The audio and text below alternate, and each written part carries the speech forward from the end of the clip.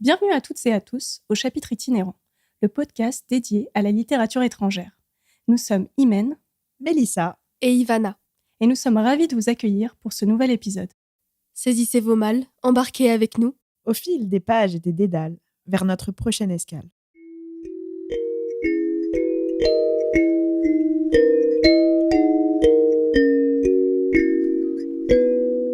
Pour cet épisode, nous allons vous présenter l'ouvrage Le Harem du roi de l'autrice camerounaise Djaïli Amadou Amal, publié aux éditions Emmanuel Colas en 2024. Mais tout d'abord, petit point sur la maison d'édition comme toujours.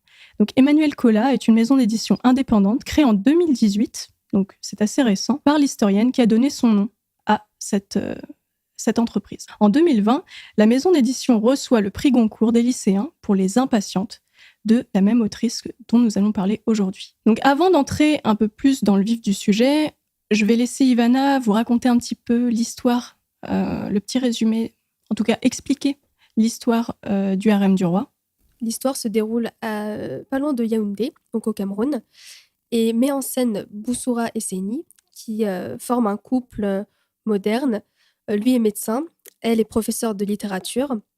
C'est une famille épanouie, jusqu'au jour où Seyni est rattrapé par son passé, son devoir. Il est l'héritier d'un lamido, donc qui est roi, tout simplement. Et malgré les réserves de Boussoura par rapport à cette situation, Seyni accepte malgré tout de reprendre le titre qui lui revient. Et justement, cette étape-là va chambouler leur quotidien, leur vie, et qui va mener justement à des épreuves que le couple va devoir affronter. Donc merci beaucoup Ivana pour ce petit résumé sur le livre Le Harem du roi. Nous, donc, on a lu le livre et j'aurais envie de vous demander, de vous poser comme première question, quel est l'adjectif qui décrirait le mieux cet ouvrage, d'après vous ? Donc, Mélissa, vas-y, tu vas commencer. Pour celui-ci, le mot qui s'y prête le plus à mes yeux est le mot rageant. Tiens avec donc. un bon sourire bien jaune, là. Je pense qu'on va pouvoir bien expliquer pourquoi, mais Ouais. en tout cas, rageant. Et toi, Ivana ? Et ben moi, ça se rapproche un petit peu aussi, puisque j'aurais dit frustrant, donc on n'est pas très très loin. Mais oui, je pense qu'on va se rejoindre sur ce qui a rendu notre lecture plutôt similaire. Et voilà, j'ai hâte d'aborder toutes ces petites choses. Et Imen, dis-nous. Bah, pour le coup, je pense que je vais juste utiliser un synonyme, hein, énervant. Voilà, on va rester dans la même branche, là. Voilà. Mais rien que d'y penser, là, ça me tend. Ça fait remonter des souvenirs oui. pas très agréables. Ah. Je suis d'accord. Comme vous pouvez le voir, pour cet épisode, on a utilisé des termes plutôt forts. On a l'air assez mitigé même. Je dirais pas mitigé, mais en tout cas révolté. Et qu'est-ce qui a bien pu nous amener à ressentir ces impressions ? Eh bien, en fait, on est sur un récit qui n'a pas de gros fil rouge, puisqu'on est dans le quotidien des personnages. En fait, on suit l'évolution d'une famille dont le quotidien a été chamboulé, en fait. Et il y a énormément de nouveaux personnages qui vont s'imbriquer à leur vie, qui vont venir s'ajouter à leur vie, en fait. Et justement, c'est pour ça que c'est intéressant d'étudier comment vont évoluer leurs relations et surtout comment vont évoluer les personnages dans cet environnement. Donc, justement, on va partir sur ce développement de personnages.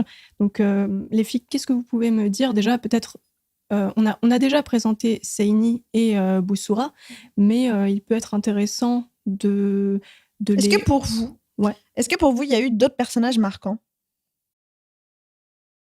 C'est difficile, hein ? Bah, les concubines. Les concubines, quand même. Certaines. Mais là, alors... Ce qui peut être pas mal, c'est de vous présenter un petit peu pourquoi on parle de concubines là, qui apparaissent d'un seul coup. Il faut savoir quand même que donc, dans cette histoire, comme tu l'as dit, Mélissa, on suit un quotidien en fait, de ces personnages.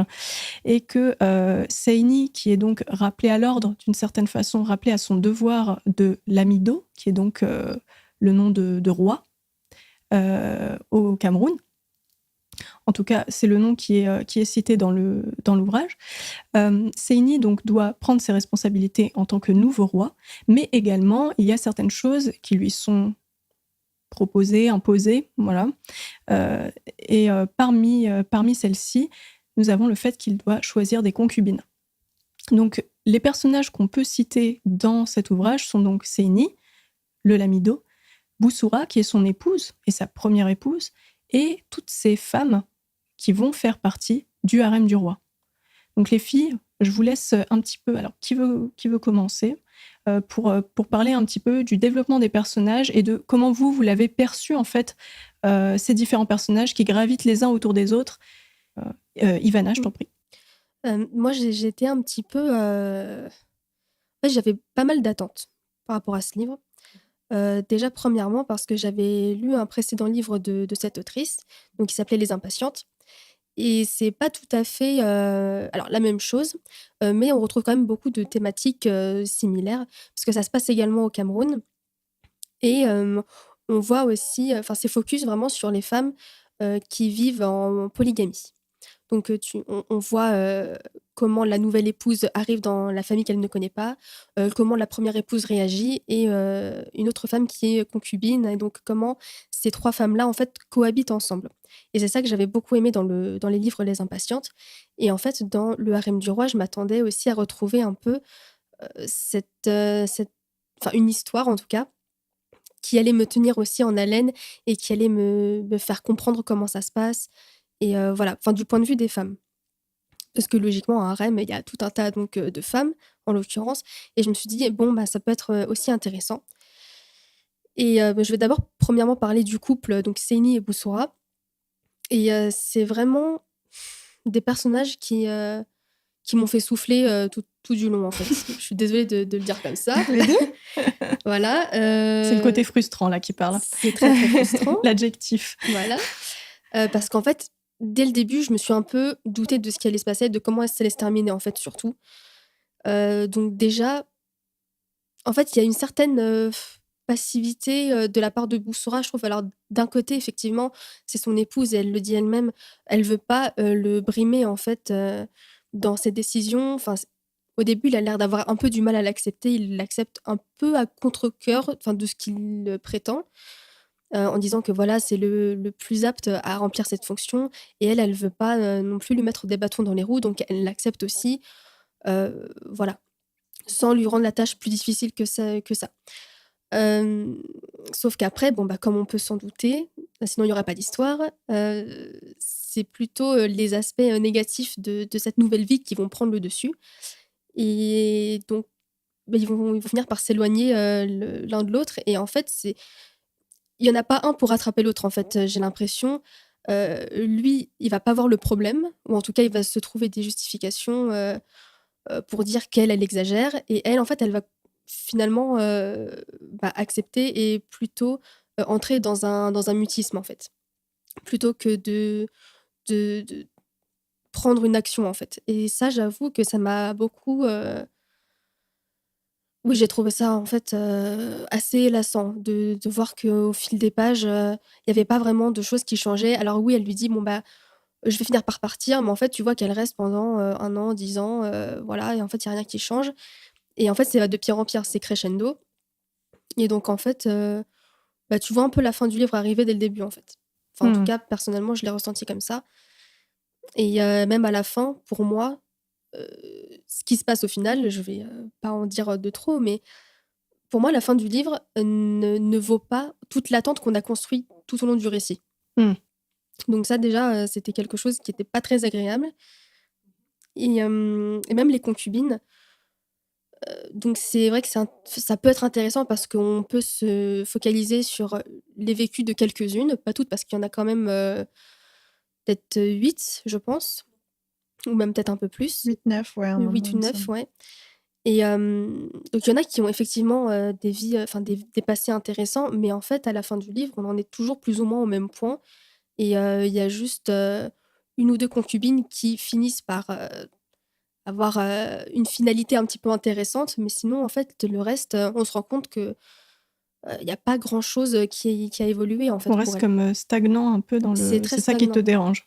Voilà, donc en fait, je me dis: «Bon, on a suivi cette histoire, à part nous montrer quelque chose», en fait, j'ai plus l'impression qu'on nous montre à travers une vitre ce qui se passe et pas vraiment d'évolution en fait. Juste regarder comment ça se passe et c'est tout. C'est pas une histoire où tu as un point de départ, une finalité et t'en retires des choses. Non, en fait, j'ai l'impression que c'est plutôt voilà, c'est comme ça et regardez à quel point ça fait des dégâts.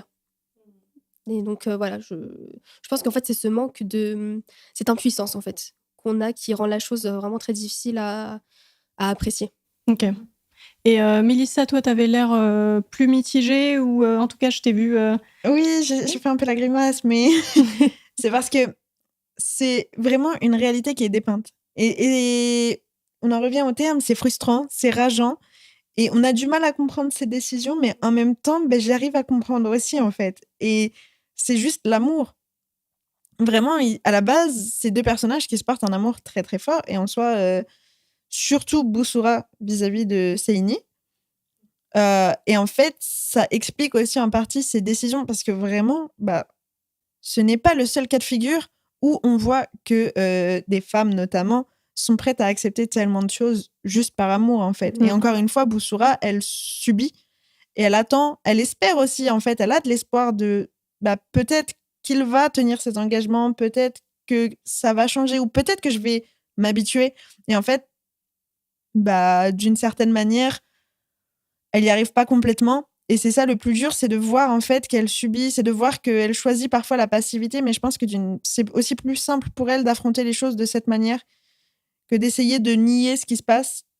Donc c'est très compliqué. Pour moi, le personnage de Boussura, il est complexe. C'est que moi, je le trouve à la fois fort et à la fois, effectivement, quand elle était passive, j'avais envie de lui dire mais pourquoi tu acceptes tout ça, enfin, c'est pour ça que c'était rageant. Et bon, Seini, par contre, pour dire, j'avais carrément oublié son prénom.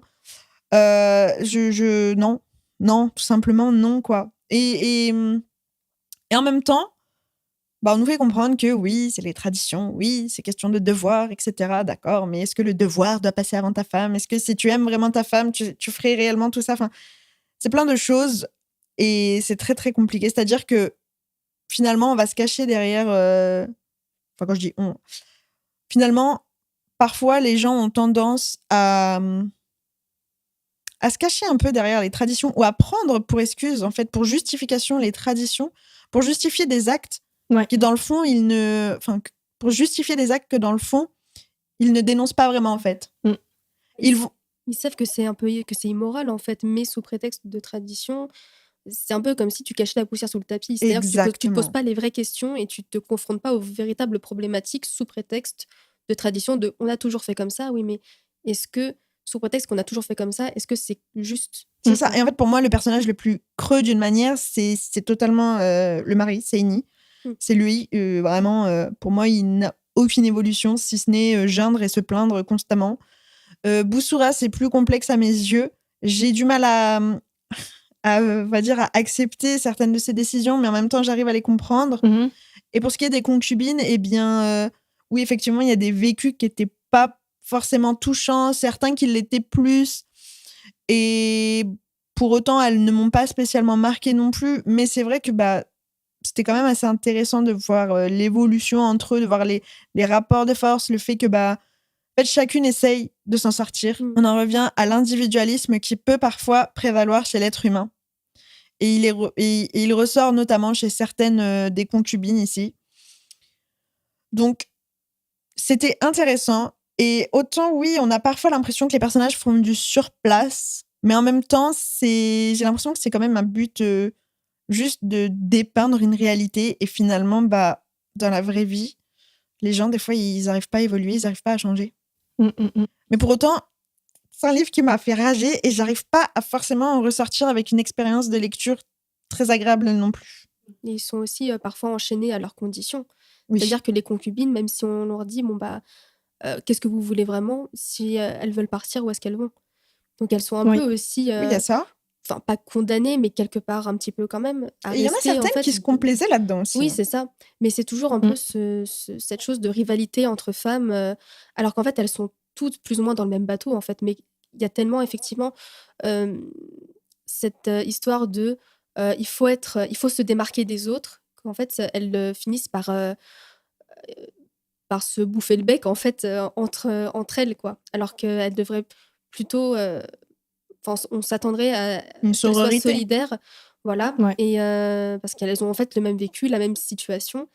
Et en fait, comme il y a un homme pour 8 femmes, il y a ce truc de compétition, de rivalité qui s'instaure. Et en fait, ça fait beaucoup plus de peine que Puis c'est autre un homme chose, pour quoi. 8 femmes, mais c'est surtout un homme qui n'a pas su être juste et équitable. Hein. Oui, aussi, beaucoup. Ouais, complètement. Moi, je vais reprendre un peu vos deux avis en quelque sorte et y ajouter des petites nuances, des petites choses. Par exemple, pour Boussora, je te trouve un peu dure, Ivana. Même si, bien sûr, moi aussi, son impassivité, elle m'a déplu. Mais en fait, plus tard, après l'avoir lu, après l'avoir digéré d'une certaine façon, je me suis dit que toute cette attente, c'était tout l'amour qu'elle avait pour Seini. En fait, c'est comme ça que je l'ai imaginé, vraiment de manière poétique.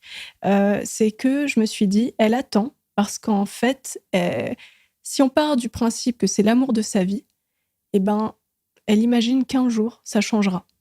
Et ce jour, ça peut être dans 10 ans. C'est-à-dire, je pense que Seini, il serait venu la voir malgré le fait qu'il ait choisi des concubines, qu'il les ait eues dans son lit, qu'il y ait eu tout ça, hein, que ça soit déjà arrivé. Et ben, je pense que Boussora, au bout de 10 ans, il serait venu la voir pour lui dire « J'ai fait une grosse erreur, et c'est toi l'amour de ma vie, et c'est avec toi que je veux vivre, et plus avec des concubines, et plus dans cette situation, plus dans un harem. » Et ben, je pense qu'elle lui aurait clairement pardonné, parce que son amour à elle, il n'avait pas de limite, en fait. Oui. Tout simplement. Puis, Mais il est montré par cette passivité, parce que, en fait, quand tu es désespéré, quand tu sais plus quoi faire, tu ne fais peut-être rien, en fait. Voilà. oui, quand tu sais plus quoi faire, et finalement, ça dépend pas d'elle. Et c'est ça, c'est qu'elle avait encore cet espoir, en fait. Je pense que oui, dans le fond... L'amour fait que non, elle avait pas envie de le perdre. Et en fait, tant qu'une certaine ligne n'avait pas été dépassée, pour elle, elle pouvait encore supporter ça, en fait. Et il y a un moment où il y a la goutte d'eau qui fait déborder le vase. Et ça, c'est dans toutes les relations en soi. Hein, mais effectivement, on se fixe des limites. Et pour certaines personnes, les limites, elles vont être franchies bien plus rapidement que pour d'autres, quoi. Ouais, et en plus, je reprends aussi le contexte. C'est vrai que du fait que ça soit une situation que certaines personnes, par exemple, vont qualifier de normale et d'autres pas, il y a ça aussi qui va peut-être pousser un peu sa non-action, en quelque sorte, où elle ne va pas agir parce qu'elle ne sait pas, en fait, où se positionner. Je mets ça sur le biais de ce qu'on appelle en psychologie l'effet de groupe. En fait, tout simplement, hein, c'est même pas juste un thème en psycho, mais voilà, l'effet de groupe. Tu es dans un environnement où le fait d'avoir plusieurs femmes est normal, même si toi, tu ne l'acceptes pas, bien sûr. Le fait qu'il n'y a personne qui vient te voir pour te dire « Oh, ma pauvre, ta situation, elle est vraiment difficile. Ah, ma pauvre, ce que tu es en train de vivre, c'est pas normal. » Et je pense que c'est ce que l'autrice a voulu dénoncer. Et moi, c'est pour ça que autant la première partie de l'ouvrage, alors moi je suis toujours en deux parties, hein, les ouvrages, j'ai l'impression. Il y a la première partie, je l'aime pas, la deuxième, je l'aime mieux. Et là, pour le coup, c'est vrai que la première partie, sa passivité, le fait qu'elle elle est là, on sait pas trop, est-ce qu'elle va faire quelque chose? Non, on arrive au milieu du livre, elle a toujours rien fait. Enfin voilà, des trucs comme ça m'a énervée, comme on le disait tout à l'heure avec les adjectifs. Autant par la suite, j'ai commencé à me dire, ouais, mais en fait... c'est vrai, il y a ce truc on n'est pas dans un contexte que l'on connaît déjà en tant que personne en Europe. Et en fait, on peut pas se mettre vraiment à sa place dans cet effet de groupe, justement. Il y a les concubines, il y a les gens à l'extérieur. Il y a personne, d'ailleurs, qui lui dit à un seul moment ma pauvre, ta situation, elle est vraiment particulière, c'est pas normal, va-t'en. C'est plutôt l'inverse, même. Hein. Oui, quand elle se plaint de sa situation, on lui dit non, mais c'est normal, c'est comme ça, t'as juste à accepter. Et voilà, ouais. Tais-toi et je pense que c'est un peu comme tout ce qu'on voit, par exemple, sur les violences conjugales, les choses comme ça. On voit des femmes, des fois, qui restent avec des hommes qui sont toxiques et qui ne partent pas. Et les gens, facilement, vont les pointer du doigt en disant pourquoi elle part pas.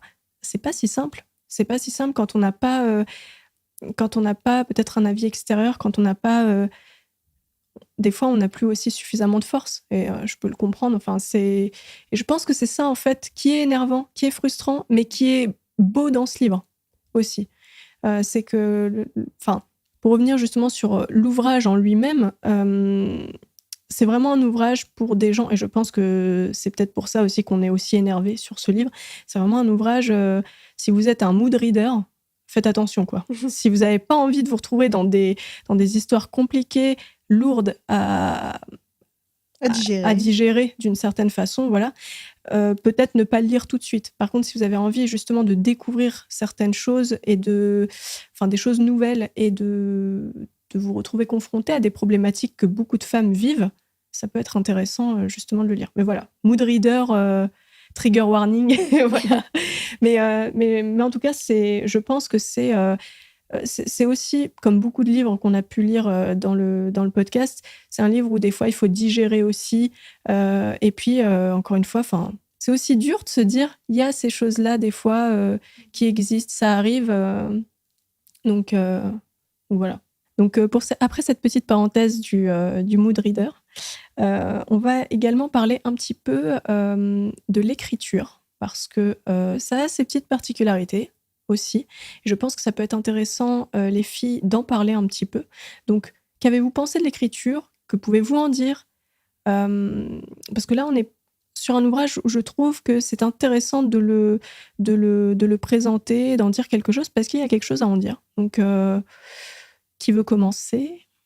Toi, tu veux pas commencer parce que c'est vrai que tu nous laisses toujours commencer. Très bien, je commence alors. Eh bien, il faut savoir que je n'ai pas, au début, quand j'ai commencé la lecture, en fait, c'est vraiment, encore une fois, cette histoire de... moi, j'ai souvent tendance à... soit un livre m'a plu ou m'a pas plu, et il me faut du temps plus tard pour réfléchir, cogiter un peu, pour savoir si mon avis change. Mais il y a aussi des fois, le livre, il est scindé en deux dans ma tête, et là, c'est le cas pour Le Harem du Roi. Quand j'ai commencé la lecture, et donc arrivé jusqu'à la moitié, l'écriture, je l'ai trouvée bizarre. Bizarre, c'est-à-dire que y a certaines tournures de phrases, des choses comme ça que je trouvais un petit peu particulières. J'avais un peu du mal avec le vocabulaire que je trouvais un peu pauvre. Mais enfin, l'idée, c'est que je pensais que l'autrice, elle l'avait peut-être écrit en 2 fois, parce que quand j'ai lu la deuxième partie, j'avais l'impression que l'écriture avait changé, et que on avait un truc un peu plus développé, un peu plus étoffé. Alors peut-être que je me trompe. Comme je n'ai pas forcément l'habitude de lire des ouvrages où on a des traditions sociétales aussi différentes que celles que je connais, ou que j'ai eu l'occasion de lire dans le passé, il est vrai que la lecture, le texte, la manière d'amener le texte, d'amener les personnages, d'amener le récit en lui-même, des fois, oui, j'étais un petit peu perturbée jusqu'à arriver à la moitié, justement. Et sur l'autre moitié, alors je ne sais pas si c'est parce que l'histoire, elle a un peu tourné dans ma tête, un peu cogité, et j'ai commencé à comprendre certaines choses, et j'ai commencé à trouver de l'intérêt, ou est-ce que c'est vraiment un travail de l'autrice au début qui a été peut-être un peu moins développé et plus dans la suite. Mais en tout cas, pour l'écriture, pour moi, il était scindé en deux. La première partie plutôt pauvre, la deuxième plutôt riche, d'une certaine façon. Qu'est-ce que vous en pensez, les filles, déjà, peut-être, sur ce point-là? Et J'ai pas eu ce sentiment pour ma part. Ouais. Après, faut dire que moi, je l'ai écouté en audiobook, et effectivement, même si j'ai trouvé la plume très banale et pas marquante, j'ai pas eu non plus l'impression qu'elle avait évolué forcément au fil de mon écoute, on va dire. Donc je sais pas, peut-être que toi, Ivana, t'as eu ce sentiment? Moi, j'ai pas eu l'impression qu'il y ait 2 écritures distinctes, enfin, en tout cas, où il y a une partie qui est forcément changée. Au contraire, effectivement, je pense que si je lis un autre texte de l'autrice sans savoir que c'est elle, je la reconnaîtrais peut-être pas forcément. Je saurais peut-être pas l'identifier, elle, personnellement. Mais en tout cas, dans son œuvre, j'ai trouvé que la narration était claire, ça allait à l'essentiel. Il y avait pas tout un tas Il n'y avait pas de fioritures. pas de métaphores hyper alambiquées, des choses comme ça. On nous raconte ce qui se passe, et en fait, je pense que c'est avec une langue assez objective, en fait. On nous raconte ce qui se passe parce que c'est comme ça que ça se passe, et voilà, C'est très en fait. factuel. Voilà, c'est très factuel, et moi, j'ai trouvé ça quand même assez aéré. Je trouvais ça même simple à lire dans le cadre où, en fait, je pense que c'est accessible en fait à beaucoup de gens, Mm. pas forcément à des gens qui pratiquent, qui lisent très très souvent. Ça peut être des gens qui lisent un livre dans l'année, qui sont capables très bien de. Enfin, c'est très accessible en fait. Ok. Mais par contre, je viens d'avoir une petite idée aussi. Pour ton impression, est-ce qu'elle serait pas due au fait que justement, c'est un moment aussi charnière où on commence à avoir de plus en plus de points de vue? Parce que on met quand même un peu de temps avant d'introduire tous les autres personnages. Et je pense que du coup, c'est à partir de ce moment où on a une pluralité de points de vue que pour toi, ça s'est enrichi au niveau de la narration. C'est possible parce que c'est vrai qu'en plus, ça m'arrive souvent de lire des ouvrages où il y a différents points de vue. Moi, j'aime beaucoup. Donc, ouais, c'est vrai que c'est un truc à creuser. Après, en soi, j'ai parlé de pauvreté dans le langage et tout. Là, j'ai l'impression d'avoir été la vilaine méchante qui est en train de critiquer l'autrice, alors que j'aime beaucoup son travail. Mais en soi, c'est juste que moi, j'avais l'impression que c'est simplement l'identité de l'écriture, ce n'est pas quelque chose dont j'avais l'habitude, donc ça m'a paru comme ça. Et peut-être que soit, comme tu l'as dit, le fait qu'il y ait cette pluralité de personnages a joué sur mon changement de pensée là-dessus, ou bien je me suis juste habituée en fait à la plume. Et comme tu l'as dit, Ivana, en réalité, ça, c'est vrai, je suis totalement d'accord. Il y a une fluidité dans ce qui est dit. On ne passe pas par 3 millions de cases là, des chemins de partout ou quoi que ce soit. C'est dit, c'est clair, c'est net. Et c'est vrai que ça, on peut pas le retirer quoi, à l'autrice. En tout cas, je pense que c'est marrant parce que j'ai l'impression d'en avoir parlé vraiment très négatif, alors qu'en réalité, c'est pas vraiment ce que je pense. C'est pas, je suis pas en train de me dire c'est tout pourri et voilà. C'est juste que je pense j'ai été déstabilisée par ce type d'écriture. Oui. Mais qui suis-je pour dire ce qui est riche ou pas riche en réalité? Donc voilà. C'est vrai. Oui, puis il faut ajouter aussi que c'est pas la langue maternelle de l'autrice en plus. Donc c'est d'autant plus admirable en fait déjà d'écrire un livre dans une langue qui n'est pas notre langue maternelle. Et je trouve que c'est quand même un livre qui est quand même très intéressant et qui, on se force pas à le lire quoi. Enfin moi je le trouve quand même très aéré et Oui, complètement. elle a quand même du mérite, je veux dire d'écrire alors que c'est pas forcément à la portée de tout le monde quoi. Et pour faire découvrir en plus quelque chose qu'on ne connaît pas, encore une fois, en fait là on découvre vraiment quelque chose de nouveau. C'est super intéressant de se dire c'est elle, cette autrice-là, qui l'a écrit. Elle a voulu dénoncer quelque chose, elle a voulu dire quelque chose, elle avait un message à transmettre et elle l'a fait de manière assez incroyable au final. Bien d'accord. Moi je pense qu'elle a bien réussi son pari parce qu'en fait même si voilà, on dit que le livre ne nous a pas plu par rapport à ce qui s'y passe, mais en fait, heureusement que ça nous plaît pas, je pense. Et que c'est ce qu'elle cherchait parce que si, au contraire, on disait: Oui. «Ah non, bah Boussoura, elle abuse aussi, elle devrait, ne pas se plaindre de ce qui lui arrive», ben non, en fait, c'est normal de se sentir révolté quand on voit, ce qui se passe dans ce livre-là parce que c'est ce qu'elle dénonce, en fait. Donc heureusement que ça nous rend, frustrés, révoltés, que ça nous énerve parce que, voilà, on sait que c'est assez, que c'est pas juste, en fait. Et je me dis peut-être que ça pourrait permettre à certaines personnes d'ouvrir les yeux aussi. En tout cas, j'espère. Complètement. Pour ceux qui, justement, ne sont pas forcément révoltés comme on a pu l'être par ces situations-là, peut-être que ça les amènera à une certaine réflexion, en fait, de voir que il y a des choses à retravailler dans ces modes de vie, on va dire. Ça, complètement. Et je pense que ça peut être intéressant, justement, de terminer par une petite phrase qu'avait prononcée l'autrice au sujet de son ouvrage. Oui, complètement. Et après ça, d'ailleurs, on aura bien entendu Ivana qui va nous lire un petit passage avec donc Boussoura. Très, très beau passage, très intéressant. Mais avant ça, donc, l'autrice a été interviewée par la librairie Mola. Et je cite, son ouvrage souhaite montrer le défi de tous les Africains d'aujourd'hui. C'est la lutte perpétuelle entre tradition et modernité.